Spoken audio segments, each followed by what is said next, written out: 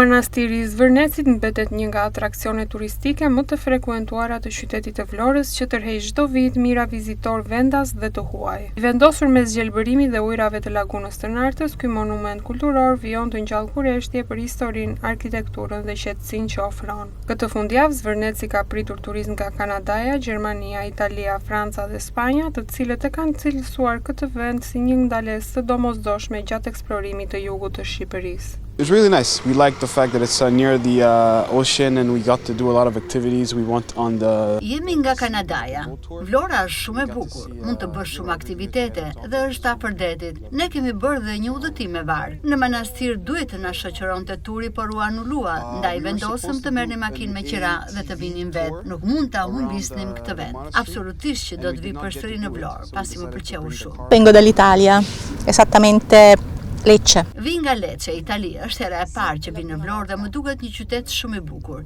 Kam parë qendrën historike, ndërsa tani po vizitojmë lagunën dhe manastirin. Kemi bërë dhe një udhëtim me skuter në det dhe kemi parë plazhe të mrekullueshme. Sot është dita e fundit, por me miqt kemi vendosur të kthehemi sërish patjetër. We are first time in Albania, do you know?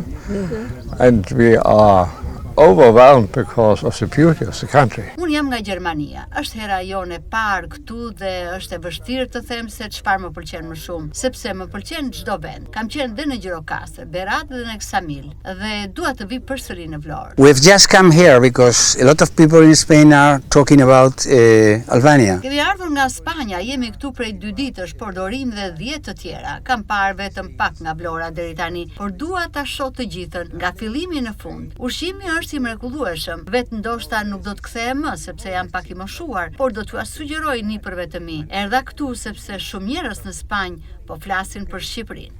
Veçanërisht në fundjavë, fluksi vizitorëve është i lartë, ndërsa shumë prej tyre zgjedhin të shëtisin dhe të shijojnë natyrën përreth, duke e bërë Zvërnecin një prej destinacioneve më të veçanta dhe më të preferuara të qytetit të Vlorës.